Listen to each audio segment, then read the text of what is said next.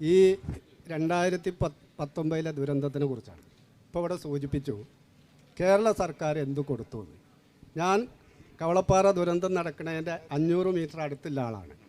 ഈ കവളപ്പാറ ദുരന്തം നടന്നിട്ട് ഈ ഗവൺമെൻറ് അല്ലാതെ അതിൻ്റെ പുറത്ത് യൂസുഫ് അലി 2 കോടി രൂപയല്ലാതെ വേറെ ഒരാൾ ഒരു പൈസ ചിലർ 10, 5 ഒക്കെ കൊടുത്തിട്ടുണ്ടായിരിക്കും. ഈ ദുരന്തം നടന്ന് ഒരു മാസം ആയപ്പോൾ അവിടെ 59 ആൾ മരണപ്പെട്ട് അതിൽ 11 ബോഡി കിട്ടാണ്ട്. ആ 11 ബോഡി കിട്ടാനുള്ളതും മരണപ്പെട്ടതായി കണക്കൂട്ടി ഈ 4 ലക്ഷം രൂപ വീതം മരണപ്പെട്ടവർക്ക് 4 ലക്ഷം 10 ലക്ഷം ഒന്നും അതിന് പകരാവില്ല. അത് ഒരു മാസം ഈ ഓഡിറ്റോറിയത്തിൽ വെച്ച് അത് വിതരണം ചെയ്യുമ്പോൾ നമ്മളെ ബഹുമാനനായ മറ്റേ വഹാബ് സാറ് അവിടെ ഒരു പ്രഖ്യാപനം നടത്തി. ആ പ്രഖ്യാപനത്തിൽ പറഞ്ഞത് എന്താ അറിയോ? കേരളത്തിൻ്റെ ചരിത്രത്തിലല്ല, ഇന്ത്യയുടെ ചരിത്രത്തിലല്ല, ലോകത്തിൻ്റെ ചരിത്രത്തിൽ ഒരു ദുരന്തം നടന്നിട്ട് ഒരു മാസത്തിനുള്ളിൽ ഈ പൈസ വിതരണം ചെയ്യുന്നത് ഇവിടെയാണ്. ഇത് മുൻപുണ്ടായിട്ടില്ല.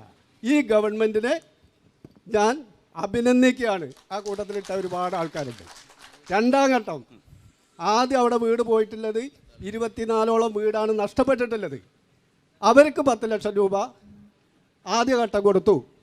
ഈ ദുരന്തമുഖത്ത് വന്ന യൂസുഫ് അലി അവിടെ വെച്ച് പ്രഖ്യാപിക്കുകയാണ്, ഞാൻ ഈ ഗവൺമെൻറ്റിനെ സഹായിക്കാൻ വേണ്ടി 2 കോടി റുപ്യ വീട് വയ്ക്കാൻ കൊടുക്കുകയാണ്, പ്രഖ്യാപിക്കുകയാണ്. ഒരു ഭാഗത്ത് വഹാബ് സാറ്, മറ്റൊരിടത്ത് MLA. അതിന് ഇവരെ 2 പേരെ ചുമതലപ്പെടുത്തുകയാണ്, അവിടുന്ന് പ്രഖ്യാപിക്കുകയാണ്. അപ്പോൾ വീട് ശൂന്യാകാശത്ത് വയ്ക്കാൻ പറ്റില്ലല്ലോ, സ്ഥലം വേണ്ടേ? ആ 33 വീടിന് 2 കോടി റുപ്യ ഗവൺമെൻറ് ഓരോ ഗുണഭോക്താക്കളും 7 ലക്ഷം രൂപ വെച്ചാണ് കൊടുത്തിട്ടുള്ളത്. 2ാം ഘട്ടം അങ്ങനെ ഏകദേശം 140ഓളം ആളുകൾക്ക്, അല്ല പറയണം, ഇത് ചർച്ച ചെയ്യുന്ന വിഷയമാണ്. 140 ആൾക്കാരോളം ഈ 10 ലക്ഷം റുപ്യ കൊടുത്തിട്ടുണ്ട്. അതിൽ ഈ 33 ആൾക്കാർക്ക് മാത്രം 7 ലക്ഷം റുപ്യ വീട് യൂസുഫ് അലി കൊടുത്തല്ലോ. അവിടെ കോൺക്രീറ്റ് ചെയ്യാൻ വേണ്ടി 80 ലക്ഷം റുപ്യ സംസ്ഥാന ഗവൺമെൻറ് നേരിട്ടാണ് അനുവദിക്കുകയാണ് ചെയ്തത് ഈ വീടിൻ്റെ പരിസരത്ത്. അതിൻ്റെ പുറത്ത് 65 ലക്ഷം റുപ്യ കുടിവെള്ളത്തിന് അവിടെ പ്രഖ്യാപിച്ചിട്ടുണ്ട്. ഞാൻ സൂചിപ്പിക്കുന്നത് ഇതല്ലാതെ ഞാൻ ഒന്നും കൂടി സൂചിപ്പിക്കാൻ ആഗ്രഹിക്കുകയാണ്. ഞാൻ ഈ MP ഒറ്റ ചുരുക്കി പറയാം. MP അവിടെ വന്നപ്പോൾ, രാഹുൽ ഗാന്ധി അവിടെ വന്നപ്പോൾ ഞങ്ങൾ ഒപ്പല്ല ആൾക്കാരാണ്.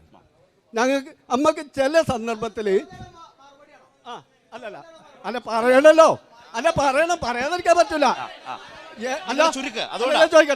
ചോദിക്കട്ടെ, ഒരു വലിയ ദുരന്തത്തെ മറുപടി പറയും. ദുരന്തത്തിന് ശേഷമുള്ള അനുഭവം എന്ന നിലയ്ക്കാണ് മറുപടി പറയും. വേഗം പൂർത്തിയാക്കൂ. ഈ MP അവിടെ വന്നപ്പോ നമുക്ക് ഓരോ ആൾക്കാരോട് ഒരു സന്തോഷം തോന്നും. രാഹുൽ ഗാന്ധി അവിടെ വന്നപ്പോ തോന്നി. എന്നിട്ട് തന്നില്ല. തന്നു എന്ന് പറഞ്ഞാൽ